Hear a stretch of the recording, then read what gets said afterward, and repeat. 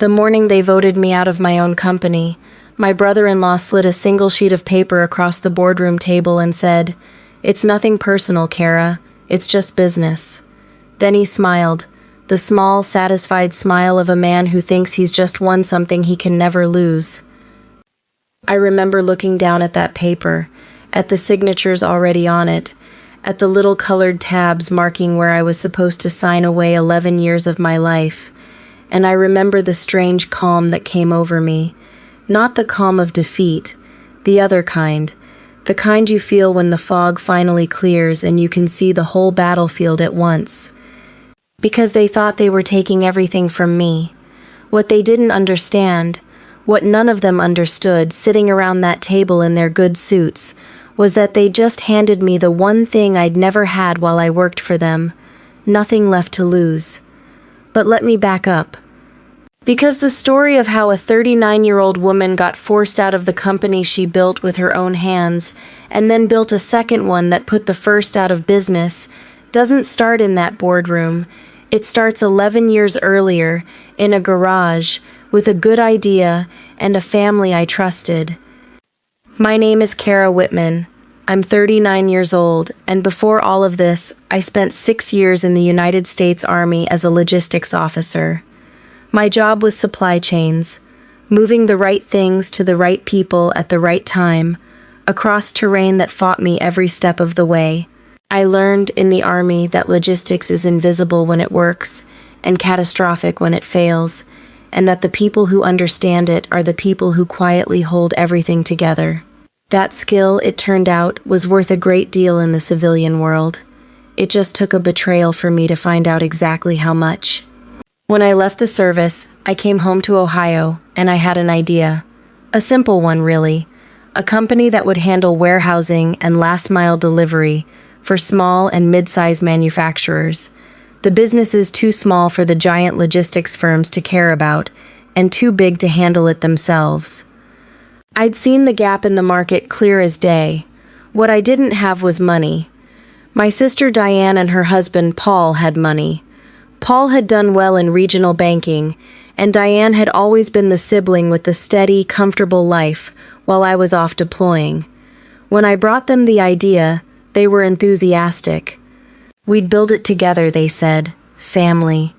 Paul would put up the initial capital and handle the finances. Diane would do the books and administration. And I would build the actual company. The operations, the client relationships, the logistics engine that made the whole thing run. It was my expertise, my idea, my sweat. We structured it, on paper, as a partnership. Paul, being the money and the business mind, took 51%. Diane and I split the rest, with Diane holding a slightly larger share than me because Paul explained she was handling the administrative burden. I held 20%. I remember thinking at the time that the percentages didn't matter because we were family, and family doesn't measure things that way. That was my first mistake. It would not be my last. But it was the one that mattered. For 11 years I built that company. I want you to understand what that means, not as a line on a resume, but as a life. I was the one who worked 18-hour days in the early years, sleeping on a cot in our first warehouse because we couldn't afford a night manager. I was the one who landed our first real client by driving 4 hours to sit in a manufacturer's lobby until he agreed to see me. I was the one who designed the routing system that became our competitive advantage, the one clients specifically asked for, the reason we grew from a garage operation into a company with 3 warehouses and 90 employees. Our drivers knew me by name. Our clients trusted me personally. When something went wrong at 2 in the morning, it was my phone that rang, and I answered it every time, for 11 years. Paul managed the money and took the title of CEO. Diane did the books. And somewhere in those 11 years, without my quite seeing it happen, a story took hold in that family. A story that Paul was the visionary, that Paul had built this, that Paul was the reason for our success. I let it stand. I told myself it didn't matter who got the credit as long as the company thrived. I was too busy actually running it to fight over the narrative. That was my second mistake. Because narratives matter. The narrative is how they justify what they do to you later. The betrayal, when it came, was patient and well-planned, the way the worst ones always are. I started noticing things in the last year, small things, the kind my logistics training had taught me never to ignore. Paul hired a new operations manager without consulting me, a young man named Trevor who reported directly to Paul and who started, subtly, taking over relationships that had been mine. Diane grew cool with me, canceled our regular lunches, got vague when I asked about the books. There were meetings I found out about after they'd happened, decisions made without me. My login access to certain financial systems quietly stopped working, and when I raised it, Diane said it was an IT thing they were sorting out. I told myself I was being paranoid. I told myself family wouldn't do that.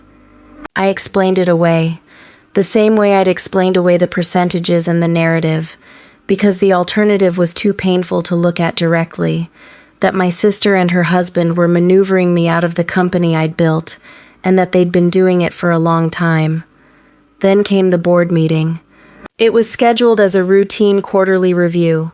I walked in with my usual folder of operations reports, ready to present, and I found Paul, Diane, Trevor, and the company's attorney already seated, with a single document in the center of the table, and I understood before anyone said a word that I had walked into an ambush. Paul did the talking. He was smooth about it. He said the company was moving in a new direction.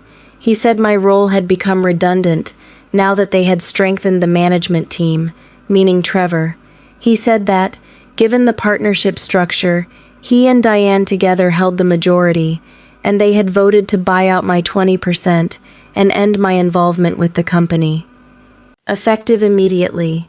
There was a number on the paper.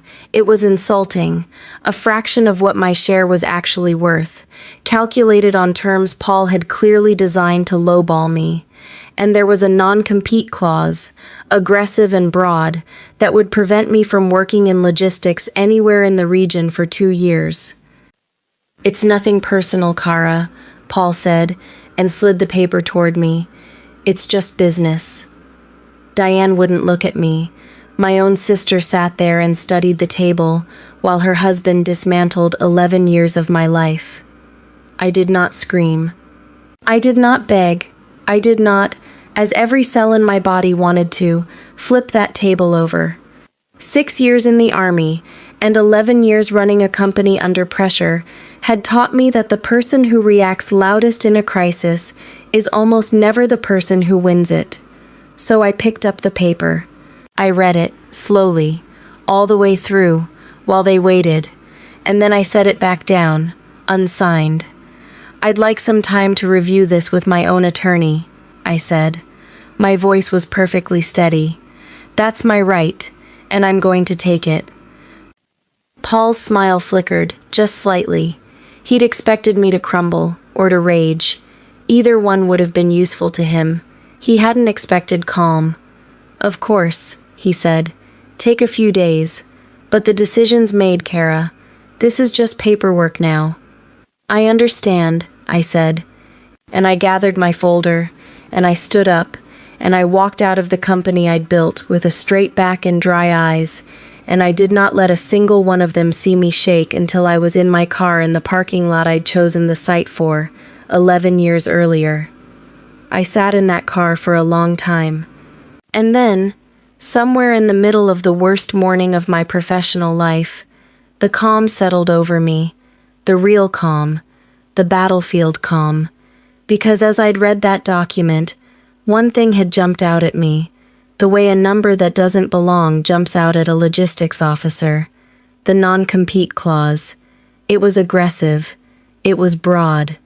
And in my experience, people only build a wall that high around something they're afraid of. They weren't pushing me out because I was redundant. They were pushing me out because they knew, on some level, exactly how much of that company was actually me. The client relationships, the operational knowledge, the reputation. And they were terrified of what I might do if I walked. The non-compete wasn't an afterthought. It was the whole point. They were trying to make sure that when they took the company from me, I couldn't build another. Which told me something they clearly didn't want me to know. They believed I could. The next morning I made 2 calls. The first was to my closest friend from my army days, a woman named Renata who'd left the service and built her own successful business, a supplier of industrial packaging. I told her everything. When I finished, there was a silence, and then Renata said, in a voice gone hard, "Family did this to you? Your own sister?" And then, before I could answer, "Okay, what do you need? Money to fight it? A lawyer? A couch to sleep on? A business partner who actually keeps her word?" "Because I've got all 4, Kara, and they're yours." "I don't know yet," I said. "I need to think. But Renata, thank you." "Don't thank me," she said. "Just don't sign their paper. Whatever you do, don't sign it." The second call was to an attorney, a business and employment lawyer named Francis Osei, recommended by Renata, who specialized in exactly this kind of partnership dispute. Her office was small and cluttered, files stacked on every surface, a coffee maker that had clearly survived a decade of hard mornings. She was maybe 60, silver-haired, unhurried. She read the buyout document and the partnership agreement without saying a word, taking her time, her expression giving nothing away. When she finished, she took off her reading glasses and set them down. "Miss Whitman, I've done business law for 31 years, and I'm going to tell you 2 things. The first is that this buyout offer is designed to rob you. The valuation is a fraction of your share's real worth. The terms are punitive, and they're counting on you being too hurt and too overwhelmed to fight it. You are not required to accept this. In fact, you'd be a fool to." "And the second thing?" She tapped the non-compete clause. "The second thing is that this is the most interesting thing in the document, and it's the thing that tells me the most about your former partners. This non-compete is extraordinarily broad, broader than is reasonable, broader, frankly, than is likely to be enforceable, depending on how we handle it." She looked at me steadily. "People don't build a fence like this to keep out someone who isn't a threat. They built it because they know exactly what you're capable of. The question, Miss Whitman, is whether you know it too." I did. Sitting in that cluttered office, I did. Over the next few weeks, I did what I'd trained my whole life to do. I assessed the situation clearly, I gathered my resources, and I made a plan. Frances went to work on the legal front. She was blunt with me about it, fighting to get my old company back, or even to overturn the vote, would be a long, expensive, uncertain war against a majority partner who controlled the money and the records. It could take years. It could cost me everything I had. And even if I won, I'd be going back into a company run by people who had betrayed me. "You could spend 3 years and your life savings trying to reclaim the past," Frances said. "Or you could spend that energy building a future they can't touch." But she also found leverage. That overreaching non-compete? Frances was confident that, drafted as broadly as it was, and given the lowball buyout it was attached to, we could challenge its enforceability, or negotiate it away entirely as part of a fair buyout. "They overreached," she said. "Greedy people always do. And their greed just became your freedom." So we made a decision. Together, we would not spend years fighting to reclaim the old company.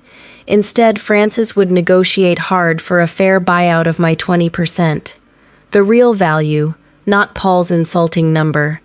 And, critically, the removal or narrowing of that non-compete.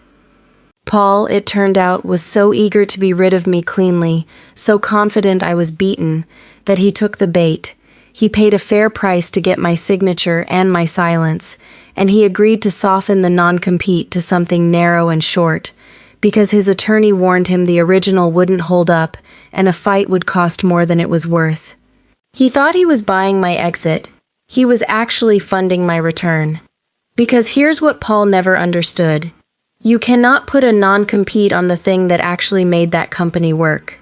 You can't legally prevent someone from being good at logistics. You can't stop clients from trusting a person.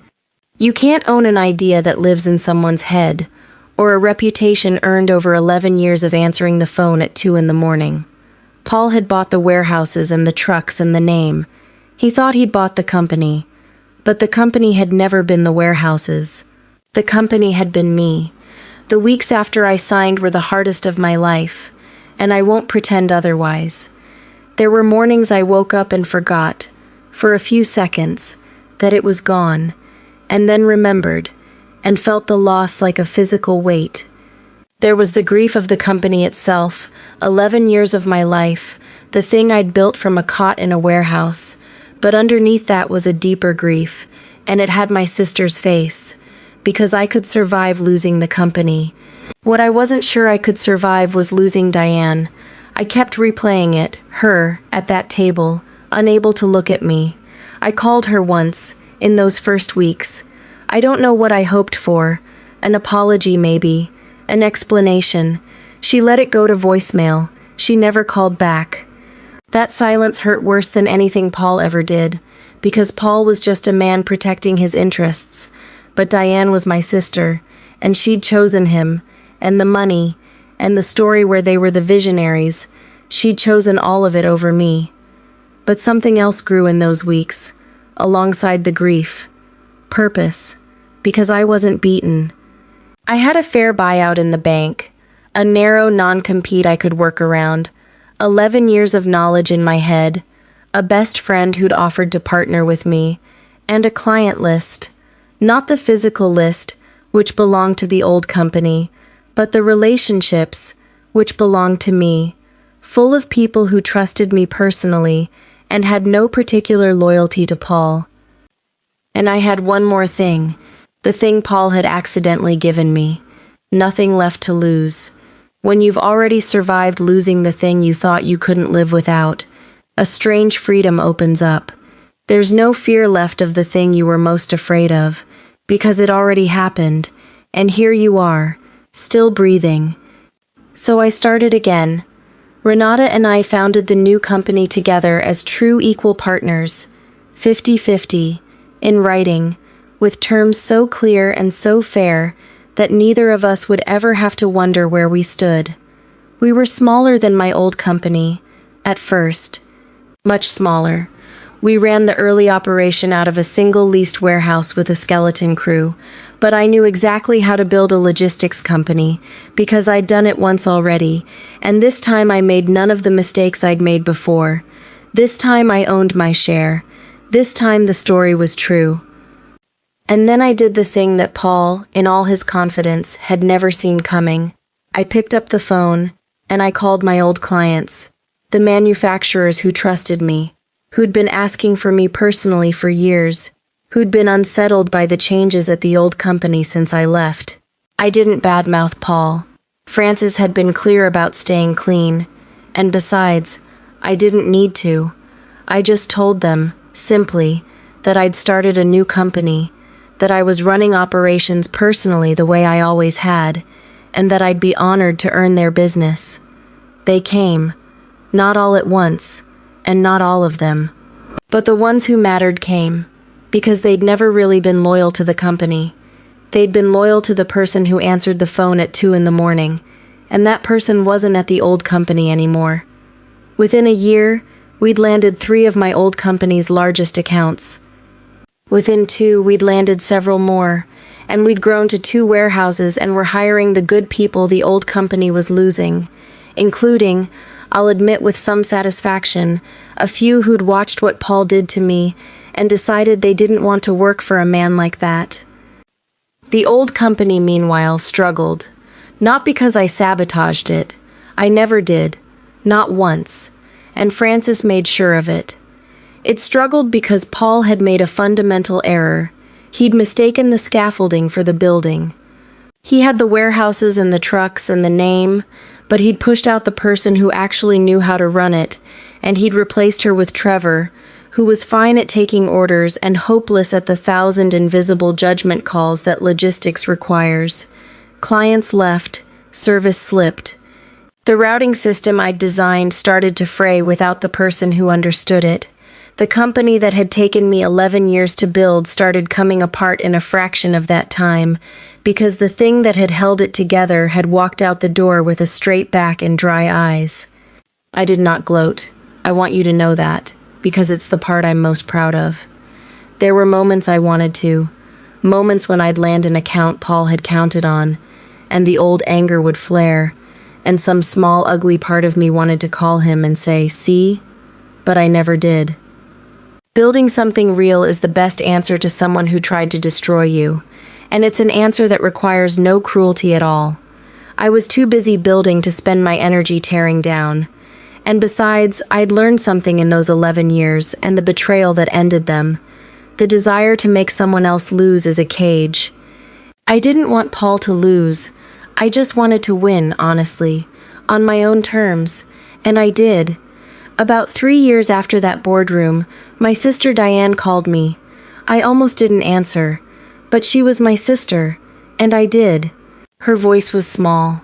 The old company was failing, she said. Paul was in trouble. Their marriage was strained under the weight of it, and she wanted— I could hear how hard it was for her to say it. She wanted to know if there was any chance I'd consider merging, or buying them out, or helping them somehow. For old time's sake. For family. I sat with the phone for a long moment, and I felt, honestly, no triumph. What I felt was sad and clear. "Diane," I said, 3 years ago you sat at a table and watched your husband take everything I'd built, and you couldn't even look at me. I called you afterward, you never called back, and now the company's failing, and you're calling me for help. I wasn't angry. My voice was as steady as it had been the day I walked out of that boardroom. I'm not going to help Paul. I'm not going to save the company you helped take from me. But I'll tell you what I will do. Because you're my sister and I never stopped loving you even when you couldn't look at me. If your marriage falls apart and you need a place to land, or a job that isn't tied to Paul, or just your sister back, that door is open. That door was always open. You're the one who closed it. She was quiet for a long time. Then she said, "I'm sorry, Kara. I've been sorry for 3 years. I just didn't know how to say it." "I know," I said. "Saying it is the start. We're not fully mended, Diane and I. Trust that's broken that badly doesn't come back all at once. But we're talking again, slowly, and she left Paul about a year after that call, and she works now. Not for me. She was too proud for that, and I understood, but at a good company I helped connect her to, standing on her own for the first time in her adult life. Paul's company folded eventually. I didn't celebrate. By then I was too far past it to care. My company is thriving. We have 5 warehouses now, and more employees than the old company ever had, and every one of them works for a place where the person who built it owns her fair share, and the story is true. Renata and I are still equal partners, still 50-50, still absolutely clear with each other about everything, because we both learned the hard way what happens when you leave the important things vague. People ask me sometimes whether I regret trusting my family, given what it cost me. And I tell them the truth, which is complicated. I regret the 20%. I regret letting the percentages and the narrative go unchallenged for 11 years. But I don't regret the betrayal itself, as strange as that sounds, because the betrayal is what set me free. As long as I was inside that company, I was a minority partner in someone else's kingdom, doing all the work and holding none of the power, telling myself family made it okay. Paul pushing me out was the cruelest thing anyone's ever done to me. It was also, accidentally, the greatest gift, because it forced me to build the thing I should have built from the beginning, something that was actually mine. So if there's one thing I'd want you to carry out of my story, it's this. When someone takes something from you, a company, a marriage, a position, a life you built, they are counting on you to believe that the thing had the value, and that losing it means losing everything. But usually the value was never in the thing, it was in you. The company wasn't the warehouses, it was the person who ran them. The kingdom wasn't the castle, it was the one who actually knew how to defend it. They can take the thing, they can never take the you that built it, and the you that built it once can build it again, bigger and better, and this time entirely your own. And when they smile at you across a table and say it's nothing personal, it's just business, understand what they've actually told you. They've told you they're afraid of you. Nobody builds a wall that high around someone they don't fear. So take their fear as the compliment it is. Then go build the thing that makes it come true. Thank you for spending this time with me. If Kara's story reached something you've lived through, or someone you love who's been pushed out of something they built, I'd be honored if you shared it. Leave a comment and tell me, have you ever lost something that turned out to set you free? And if you'd like to hear more stories about quiet strength, hard-won victories, and the courage it takes to start again, I hope you'll subscribe and join me again. Take care of yourself, and take care of the people who've truly earned a place in your life.